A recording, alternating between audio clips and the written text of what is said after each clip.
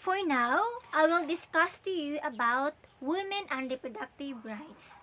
This topic focuses on how the woman treated from the first years and until now. As we know, women and girls are leaders, caretakers, and also peacekeepers. So here are the contents in this topic. The first, introduction, in whom the population matters. Second, countries that support abortion and its percentage. Then third, religions who oppose abortion, and lastly the conclusion. So first, let us start from the introduction.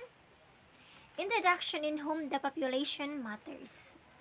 The character in the middle of these debates are who? Women. Reproductive rights supporters agree that if population control and economic development were to reach their goals, women must have what? Control over whether they will have children or not, and when they will have their progenies. So what do you mean by progenies? So progenies means children or offspring they want to be. Right? That's why they give women this power, be able to pursue their vacations, whether it is economic, political, or social, as long as they contribute to the economic growth.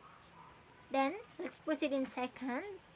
Countries that support abortion for women and its percentage. So this direct correlation between fertility, family, and fortune has motivated countries with growing economies to introduce or strengthen their reproductive health laws, including what? Abortion. So here are the countries that supports abortion as follows. So first, North America and some countries in Europe. Second, country of Bolivia in South America, and lastly, Ghana. So first, let us discuss first the countries in America, North America rather, and some countries in Europe.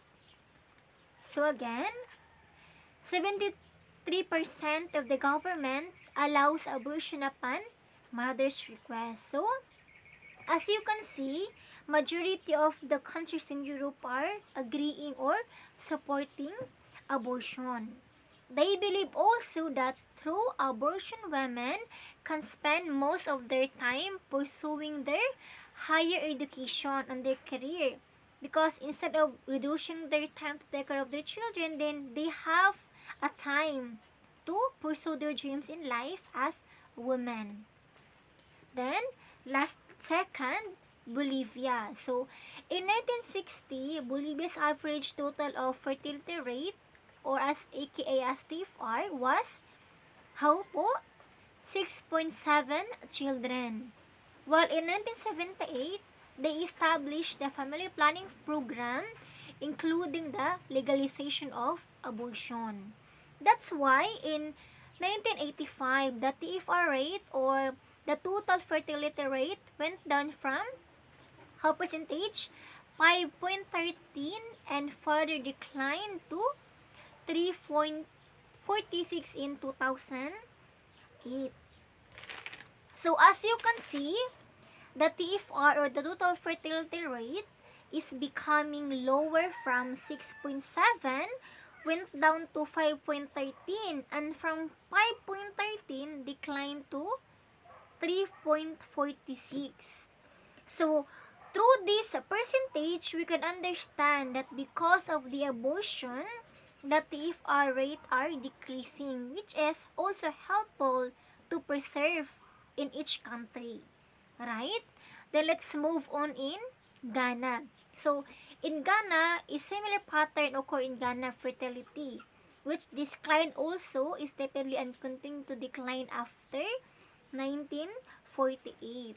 So, from North America and some countries in Europe, Bolivia, and Ghana, we can see that the TFR are decreasing, right? From 6.7 to 5.13, and lastly to 3.46.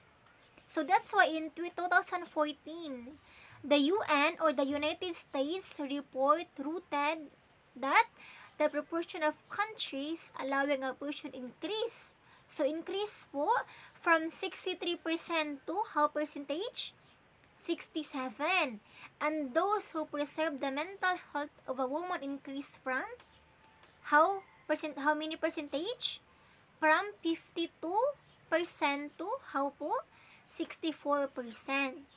So we can understand that even 4 to 10% increase because of the abortion, right? But even though many countries support abortion for women because they thought that is helpful, but on the other hand, there are religions that oppose to this law. Then let us proceed more. The third part, religions who oppose abortion. So the religious wings of the anti-reproductive rights flank goes further and describes abortion as what? Debauchery that sullies the name of God. So they believe if a woman gets abortion, it is detestable in the eyes of God, which because the woman or the pregnant woman prevents a new soul, which is the baby, to become a human. Right? That's why they prefer making condoms and other technologies. So even Muslims do not condone, or it means do not agree the abortion. That's why they limit their wives and domestic chores and delivering babies. But here in the Philippines, because the religious majority is Catholic, right? So here in the Philippines, with the Catholic majority, now has a reproductive health law in place. So that's why they installed this implementation by filing a case against the law in the Supreme Court. So here, if some women get or into abortion, then she must file a case because he prevent the baby to become a human. So it is most importantly, it is detestable or not good in the eyes because it is sin against God, right? Then let us conclude this topic. So as we can see, the lesson that we can understand in this topic, which is women and reproductive rights. Therefore, classmates, teachers, all people in this world, we cannot conclude that abortion is always bad because it can be considered as good and legal also to some countries that we discussed earlier, namely North America, some countries in Europe, Bolivia, and Ghana. Because through abortion, they prove that it can preserve their country in the near future. But on the other hand, we cannot consider also the country, even though it is industrialized and developed, if their laws are harmful to women and it can possibly cause death, like it will never be considered as a good and industrialized country. So, hope you learn some lesson and important key points as a woman. For me as a woman, I must use my right in a proper way, not in a harm way. So therefore, thank people you click and pray to God before you do any action, because I believe God is our strength.